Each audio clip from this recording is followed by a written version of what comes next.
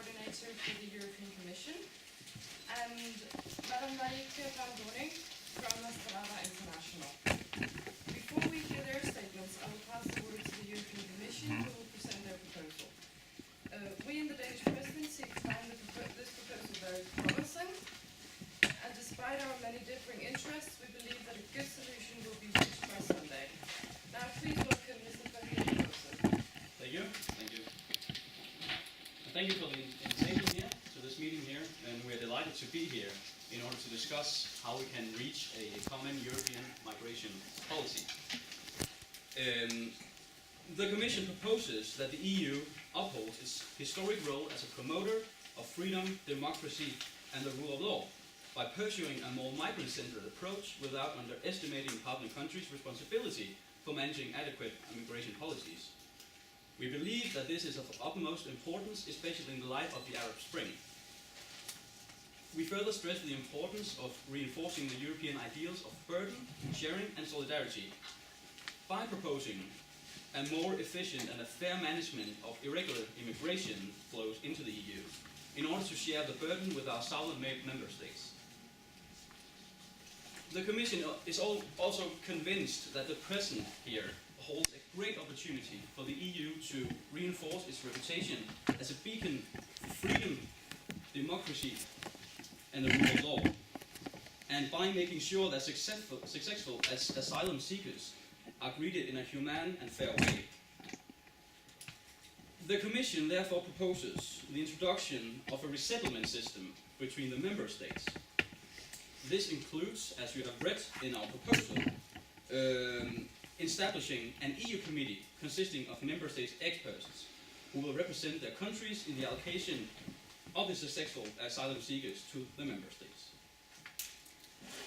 It is the Commission's belief that these new measures taken to preserve our external borders is of key interest to all member states, given that securing our external borders affects directly the ability to secure the open border mode of EU's internal functioning.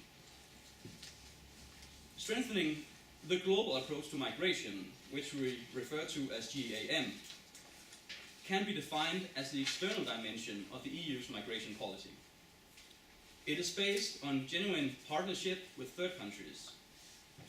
The newly introduced by the European Commission feature of the GAM is enhanced and diversified cross-border cooperation, as well as a mechanism to address all migration and asylum issues in a comprehensive and balanced manner. The way forward is to fine-tune the global approach to each region and country, to step up coordination amongst all stakeholders, and to encourage the pooling of resources, and to enhance and upgrade the migration management capacities of both member states and partner countries through consistently broadened and optimized programs under the umbrella of European neighborhood and enlargement policy of the Union.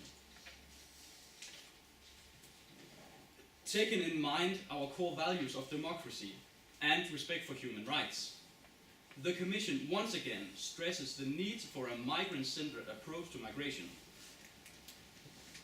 The Commission has recently proposed measures and mechanisms to process all of the categories of migrants with respect to their basic rights. And in order to strengthen the trust of the European Union into the European system of security, the Commission has proposed innovative mechanisms to handle both maritime and land borders in a faster, more flexible, and more efficient way. The new risk-based approach to migration proposed by the Commission is heavily rooted into better use of information technologies, intelligence, and surveillance capabilities of the Union on the basis of Frontex, European Border Control Agency. Thank you very much.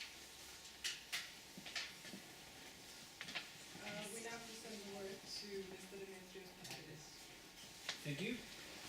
We at the Migration Policy Institute strongly welcome the fact that the governments of the European Union are actively putting migration issues on the agenda. We hope to contribute to the coming negotiations by providing a part of the expertise and the information that is needed to provide the solid, diversified and evidence-based basis that is needed for any policy process, also its later stages.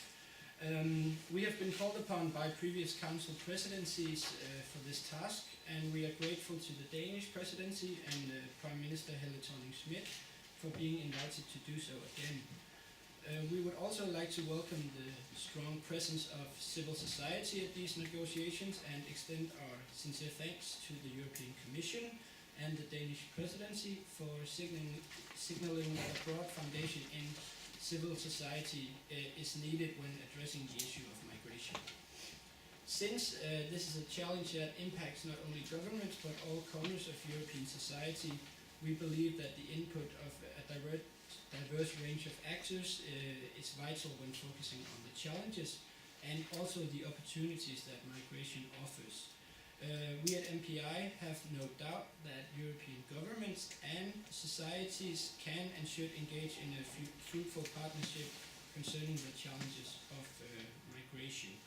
I would like to say a few words about our organization. We are an independent, non-partisan and non-profit think tank based in Washington, D.C. We have offices in Brussels, and we are dedicated to the analysis of worldwide and thus also European migration. We provide analysis, development and evaluation of migration and refugee policies both at local, national and international levels.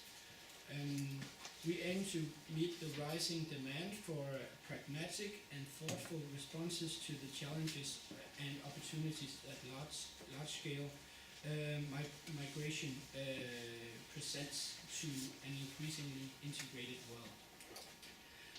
MPI is guided by the philosophy that international migration needs active and intelligent management also at the European level. When such policies are in place and are responsibly administered, they bring benefits to immigrants and their families, communities of origin and destination, and sending and receiving countries. This is true in Europe as well as elsewhere. We believe that fair, smart, transparent and rights-based immigration and refugee policies can promote social cohesion, economic vitality and national security. Given the opportunity, immigrants become net contributors and create new social and economic assets in societies. Sound immigration and integration policies result from balanced analysis, solid data, and the engagement of a spectrum of shareholders interested in immigration policies and its human consequences. I would like to say a bit about who we have present here at the organization. I myself will act as the focal point for security, border issues, and migration management. We also have in attendance our Senior Vice President and Director of Studies, Michael Fix, who will be our focal point for integration and labor issues. Our Director of Migrants, Migration and Development, Kathleen Newland, who will be our focal point for humanitarian issues, refugee issues, migrant rights and development. As you probably can tell, we believe that these are all issues that need to be a part of these negotiations. I would like to present some facts briefly. The EU spends 43% of its available funds for migration management. It only spends 14% on integration and 12% on refugee reception.